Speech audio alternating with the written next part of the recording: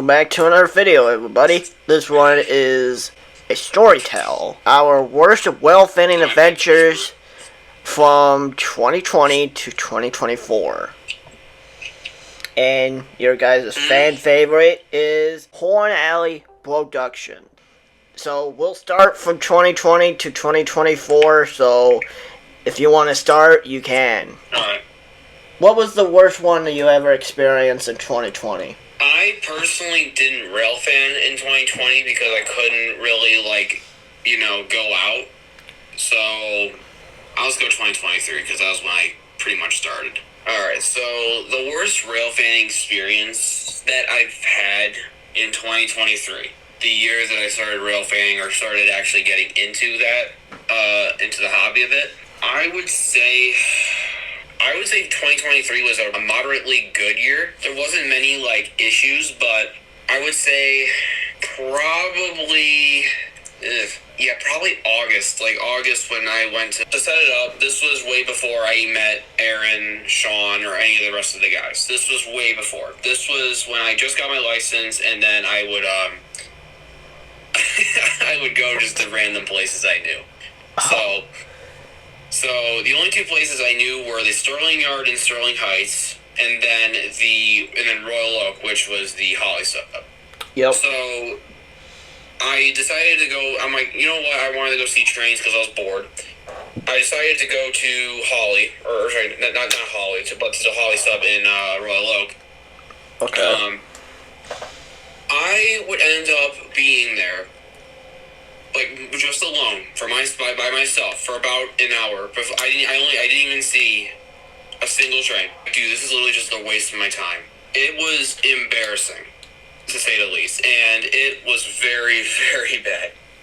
Thank God that not that long later, I would meet up with or I would see Aaron and Sean, and then that would introduce me to more locations I could go to and stuff like that. Because man, dude. No intel.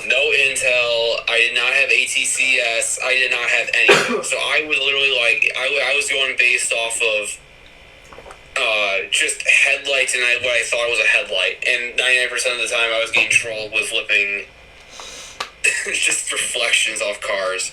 Or signals. Was there any signals in Well Oak that you could see? Besides the one at the Amtrak station, there is the one in Moterm, which is usually the southbound signal. Oh, okay. But that was very, very far away, and I didn't have binoculars, so I was kind of relying on the northbound signals that was right by the Amtrak station. I think it's just across the bridge or just by the bridge. So, yeah, pretty much I literally just did not know. And besides, even then, I couldn't really see the Troy signals from down there. Once again, Troy and Moterm are about the equal distance from each other, from Royal Oak. So what was yours? April 21st, 2024. So there was this normal Sunday, and me and a buddy named Sam were planning on going to Lima, chasing the Lima North turn, which is Indiana, Ohio, I know. That would have only BNSF-9s, which we thought it was going to be wanted during the daylight, which the following day before we were going out there, it went during daylight, but then as soon as we made it to Lima, we get one train. Then we thought it was going to be INO leaving their yard in Lima. We just sat there for 30 an hour. No signs of the northbound signal line for INO. There wasn't even a crew called. Oh. Yeah. And we thought it was going to be a late daylight one. So we just went back to DT&I Junction, caught maybe a few northbound and one southbound. We just waited and waited and waited. No signs of it. We even had the radio out, and we didn't hear nothing from INO. But then, yeah, we basically just give up from there. So we just went to Deschler. Although the rest of the day turned out pretty good. dropped Sam off at his place and then went back home. So that was a crazy adventure. So, yeah. They immediately, after they went, the daylight won the previous day, just like that, they flipped the schedule back to night. Oh, jeez. Yeah, it was not fun. Is there any bad well-fitting in 2024 that you have stories for us? I would say, there were probably a couple. I'm gonna be honest with you. I mean, they weren't bad, but, like, the weather basically made it bad, if that makes any sense. Yeah. I would say, like, the first session time where I would say, like, it was, like, a really bad, I would say was when I was Durand back in January, and it was cold. Like, I was, like, freezing. This was when I didn't have any, like, gloves or anything. Oh. To sum it up, basically, I was damn near almost getting frostbite. Yeah, I was very fortunate to not frostbite there. But that session would end up being a good one because I would end up getting 8952 leading for the first time. As far as another session goes, I would say it's like the same thing, like probably like Millbury of, it was in February 17, 2024. It was when I went to Millbury. This was when I think I met up with David, you. Yep. Yeah, James was there, but there was another, Carson. Yep. Was also there. Yep, Carson. I was trying to remember, because I remember this was when James forgot to wake up. Apparently his alarm wasn't set. Oh. But anywho, basically me, I basically had to drive and pick up David and then Carson. Yep. And then we were kind of waiting for James to get up, and then we were like, you know what, we're not going to wait around for him, we're going to, drive down there. We would end up getting, I think, 2 or 3 trains before James actually pulled up. I remember complaining about my hands being, like, freezing cold, and, like, how they were, like, super, red and stuff. But, this is another really bad one. This was easily the worst. When me, Carson, James, and a couple of his friends Railfan Troy. Uh-oh. This was to record. Oh no. So to sum it up, this was a day where me and Carson were invited to join James and Troy to catch a couple as needed trains, which normally that's fine. Yeah. So we end up going there, and here's some context here. Uh-oh. This day was full of rain and just very windy winds. Oh, jeez. Raining with, like, at least 15 miles per hour winds. So, and that's clearly, it's on my channel. I would call it a very windy rail fanning session in Troy. I am not kidding when I say it was very windy. It was windy with rain. And if you know anything about wind and rain, those two do not mix together. But yeah, no, that day was absolutely, oh god, it was really not good at all. We would constantly go in and out, just all over the place, and it was just annoying. It was really annoying. So, it was in 2022. It was the first weekend of December. So, I went to Battle Creek for a day. I get there around noon. I only saw 3 trains the whole entire day. Oh. 6 hours that I was there. Oh. Basically, the only trains that we only saw were Manifest. And was Amtrak 352, Wolverine. We basically chased that thing from, like, Battle Creek to, like, I don't know where the last spot that we got it at. That was kind of rough for a well-fenced session in Battle Creek. I've told you this story before. So, let's talk about the MSCC real quick. Day 1. Fostoria, Ohio, Deschler, New Baltimore. To sum it up, that day was not fun for a certain someone, because that certain someone decided to eat something very spicy the day prior. So basically, I only took like 2 bites of it. I think I only took 2, and they weren't like big bites at all. They were just like tiny bites, and yet that was enough to cause me to have a really bad like stomach ache and just diarrhea and all that crap the day after. The MSCC had like a lot of other stuff like where we had people like happy with each other. Like there was a lot of conflicts and crap. Do I think that it could have been a little better? Yes. In that baseball game, too. Yeah, that baseball game, too. Even though me and James lost, I don't care for that. I just hated it. Oh, yeah, Blue Island, I forgot. That was hell.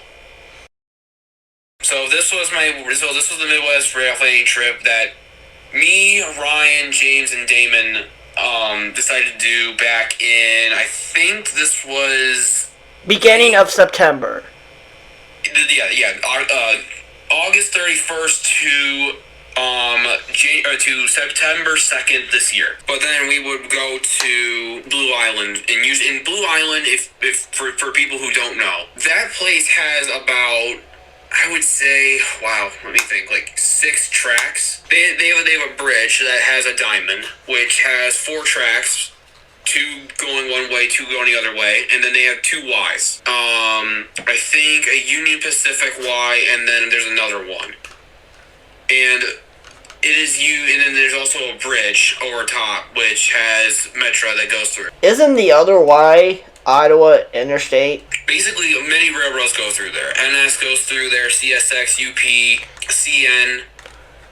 Many class 1s go through there, including there's actually a couple short lines. I think there is Indiana Harbor? Indiana Harbor, I think that's what it is. Yeah, I think it is.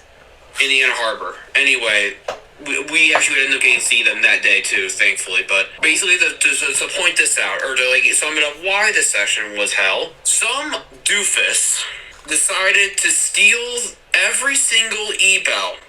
Oh, jeez. From the crossings. There was no sound on the crossing, so therefore we didn't know if they were going down. And B, the crossings malfunctioned. Therefore, anytime we saw them go down, or we would always have to take a guess if it was a malfunction or if there was actually a train coming. Yeah. And here's another thing with Blue Island that's so chaotic. There's barely any signals. I kid you not, we got so many meets, but we were on the wrong side. To sum it up, we were literally either standing in a location where there was another train that was coming on the other side, like on a Y, or there was a train that was going through on like another. I mean, it was crazy. It just to sum it up, it was just a load of BS. It was completely chaotic.